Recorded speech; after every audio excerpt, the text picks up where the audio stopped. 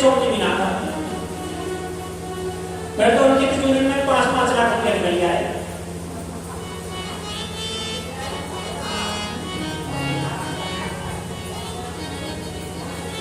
हमारी मैया बदनाम उनसे सोच विचार पड़ गई। मुझे तो लगा थोड़े कम बता दिए, 5 में तो 10 निकल गया है और बाहर। तो भैया माताओं देखो, धनी तो वही है जिसके पास राम नाम रूपी धन है, गोविंद के नाम का धन है। ये जिसने कमा लिया वह सबसे बड़ा धनी है। उससे बड़ा धन संसार में और कोई भी नहीं है।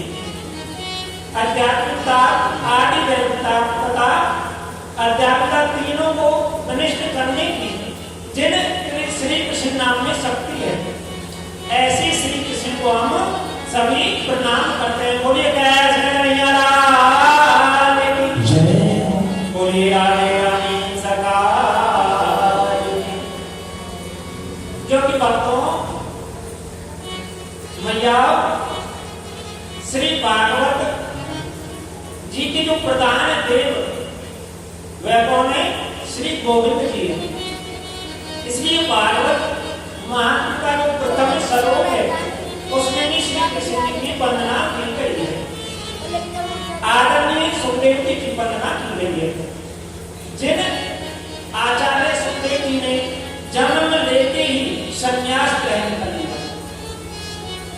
सीधे वन की ओर चले गए और पुत्र पुत्र कहते हुए महर्षि वेद व्यास जी जिनके पीछे चल रहे हैं, परंतु आचार्य जो सुखदेव जी ना, इन्होंने एक बार भी पीछे मुड़कर नहीं देखा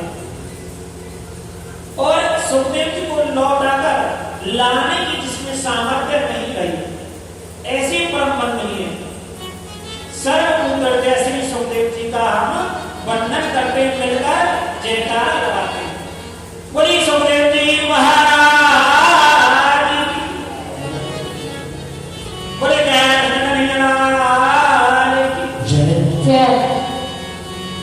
तो माताओं, जैसे आज हम इस पवित्र भूमि पर बैठकर भागवत कथा श्रवण करने के लिए एकत्रित हुए, ऐसे ही पुराण की विद्या के लिए परम एकांत, परम शांति का स्थान जो है उसे कहते हैं नैमिषारण्य। आइए आप हम सभी उस नैमिषारण्य क्षेत्र में चलते हैं जो बड़ी पवित्र भूमि है। 88,000 संत जन जहां विराजमान है और वह सभी जो ऋषि है ना, यह गृहस्थ ऋषि है। यह सभी गृहस्थ ऋषि हैं। कौन से ऋषि हैं? सत्य तो यह है कि ये सभी ऋषि हमारे पूर्वज हैं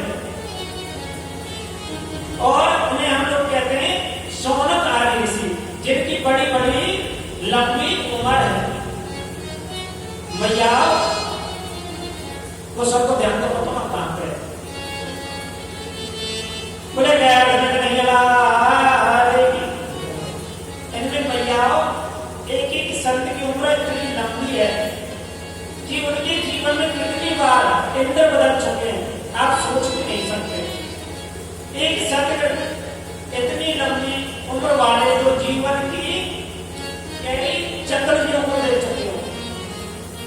चक्रयुग का मतलब समझते हो क्या? एक चक्रयुग का मतलब समझते हो? सतयुग, त्रेता, द्वापर युग और कलयुग।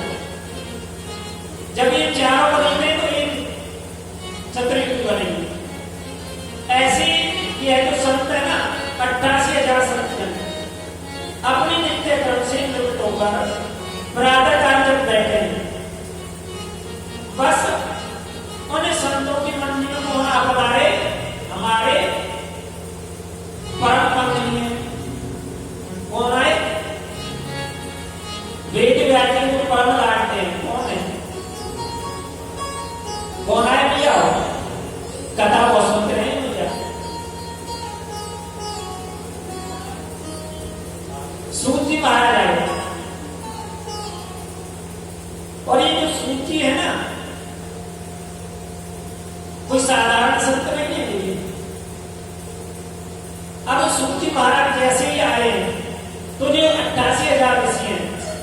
बैठे हुए हैं उस समय पे। लेकिन जो सूत जी महाराज हैं की उम्र हजारों वर्ष लंबी है, लेकिन सूत जी उनकी मंडी के मध्य को पधारे हैं माताओं, वह केवल कैसे दिखाई देते हैं जैसे 20 वर्ष की आयु हो। ये हमेशा 20 वर्ष की रहते हैं, इससे कभी कम भी नहीं होते और इससे कभी ज्यादा भी नहीं होते। तो युवा सूत जी महाराज को देखकर वह सभी सज्जन अपने स्थान से खड़े हो गए और आइए महाराज पधारिए, बड़ी कृपा की आपने। सोनकाली ऋषियों के इस व्यवहार को देखकर श्री सूत जी महाराज बड़े संकोच में पड़ गए। आप लोग ये क्या करते हैं और मुझे देखकर खड़े क्यों हो रहे हैं? मेरा आदर सत्कार क्यों कर रहे हैं? क्योंकि मैं तो बिल्कुल बालक हूं और आप सब तो मुझसे आयु में बहुत बड़े हैं। तो यह सब जब कहते हैं सूत जी महाराज आप उम्र में छोटे हैं तो क्या होगा, लेकिन शास्त्र कहता है धन वृद्धा बल वृद्धा आयु वृद्धा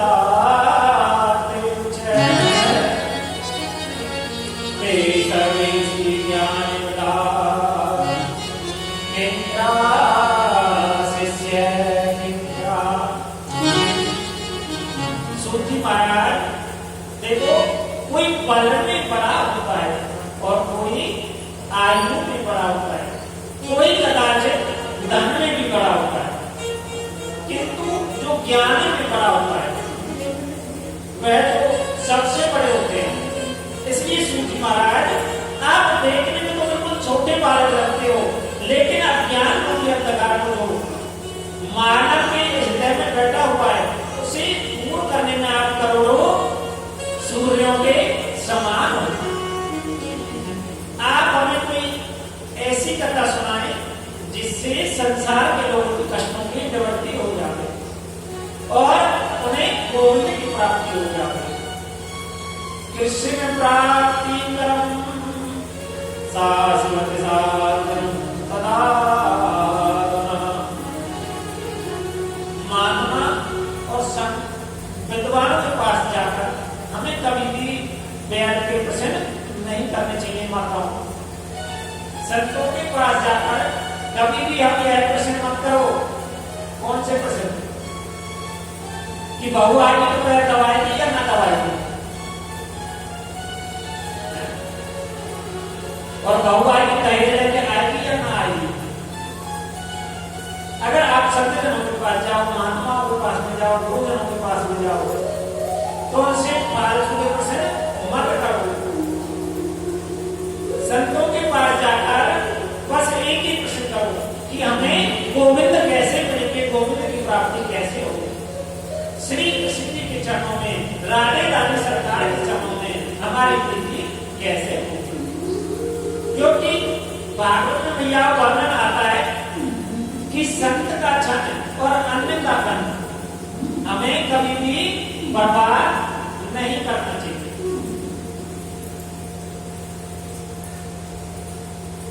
क्योंकि अगर थाली में अन्न आपको प्राप्त होता है, भोजन में उसका एक भी कण हमें बर्बाद नहीं करना चाहिए, ऐसा हमें प्रयास करना चाहिए। संतों का एक भी क्षण हमारी वजह से बर्बाद नहीं करना चाहिए, इससे हमें हमेशा प्रयास करना चाहिए।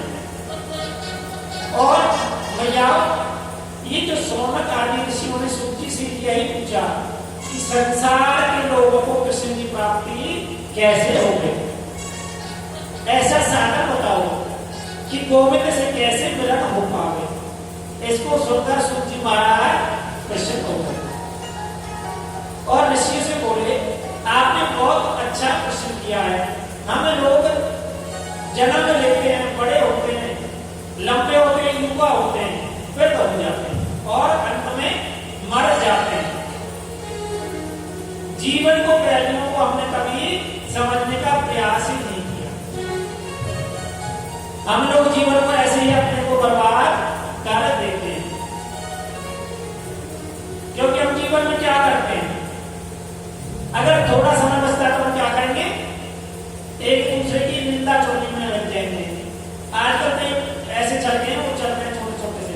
तो बिना चले कहाँ पे कान में लगा ले शास्त्र बताने की तो सपना माँ के पास में मिलाने से तो भी आते पर आज सबने बनिए बेट बना लूंगी और बार वो तो बचेगी ना सास ने इतना कौन बार जा रहा हो बेटियां तो बचेगी ना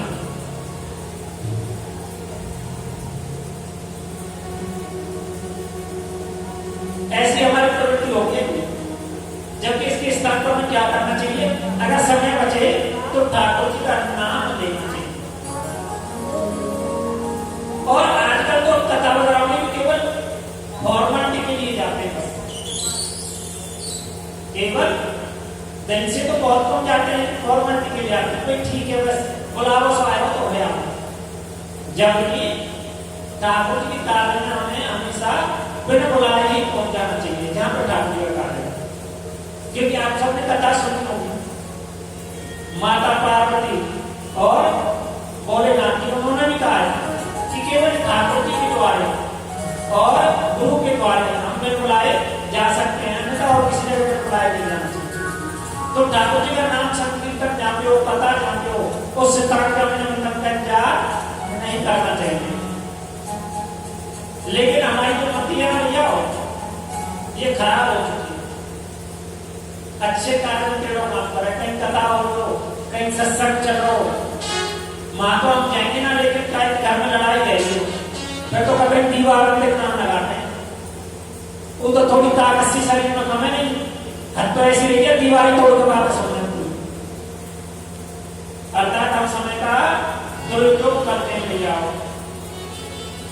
काल व्याल मुख ग्रास त्रास विनाश हेतवे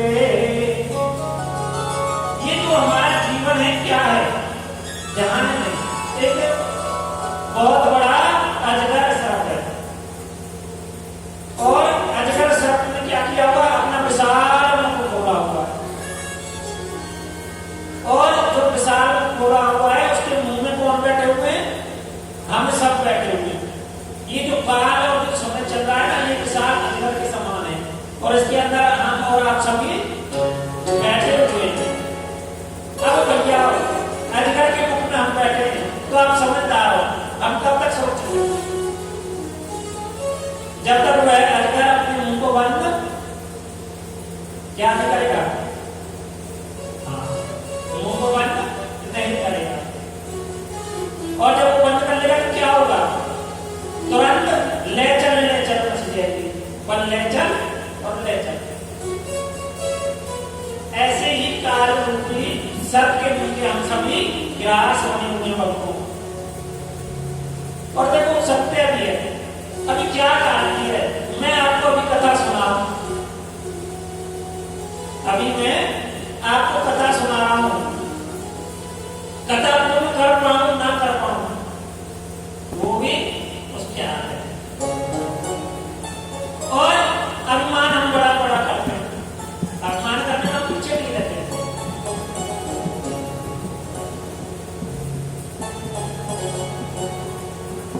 और हम विचार करते हैं जब हमारे पास 1 करोड़ रुपये इकट्ठा हो जाए तो हम विचार करते हैं कि 10-20 किला खरीदेंगे अब तो 2-2, 2.5, 5-5 करोड़ किला तो ऐसे ही जाते हैं तो जब करोड़ों रुपये इकट्ठे हो जाए तो हम विचार करें कि 10-20 किला खरीदेंगे बाहर करके और 10-20 किला खरीदेंगे फिर हम हिसाब लगाते हैं क्या हिसाब लगाते हैं कि हम हमारे किला जाएंगे 10-10 करोड़ रुपया के तो अब तो अपने बाहर कितनी बढ़िया सी कम से कम 1 किला में कोठी बनाएंगे या छोटे मकान में नहीं अपनी जिंदगी बहुत छोटी और ऐसे ही रात के लेटे हुए हम विचार करें चले जाए फिर विचार करें 1 किला में कोठी भी बना दी अब मेरे पड़ोसी पर 50 लाख की गाड़ी तो कम से कम 2 करोड़ की गाड़ी तो मुंह पे भी होनी ही चाहिए और मेरे पड़ोसी पे 10 तोले सोना तो 20 तोले सोना मैं भी अपने भाव के ऊपर चढ़ा के डालूंगी लेकिन रात के लोटे लोटे क्या हुआ अटैक कर गया क्या होगा अटैक पड़ गया नहीं कचितम जन्मम पे जातु देष्टया कार्य देहावसा कर्म मुनासवा बनो। यह मानव की सबसे बड़ी भ्रांति है कि वह चिंता ज्यादा करता है और चिंतन नहीं करता। अच्छा, चिंता और चिंतन में क्या अंतर है? चिंता और चिंतन में क्या फर्क है? चिंता तो भैया ये ही कि जब आप आइन करते हैं तो थोड़े सुखों का अभाव देखो। अब मन में बड़ी चिंता हुई कि घर वालों को सुने ना है, घर वालों को सुने ही ना है, और यूं सास या घी बोरे में तार लगा के रखे कि कभी वो घी को खाने के पहले वो या नाम लगता। ये तो हुई चिंता। मुझे नहीं आ रहा। और कभी यह सास की तरह मैं घर की मालिक बनूंगी या ना बनूंगी, यह सास को छोड़ा तो सास को बनूंगी ना माने, मेरे छोड़ मेरे तो कहना मानेगा या ना मानेगा। मैं तो यह सास के रोज रात के 12 बजे तक काम दबाऊं और घर भी ना के कि अभी तो सो जाऊं, तो मेरी बहू मेरे को दवाएगी या ना दवाएगी, ये चिंता है। अब चिंतन क्या है?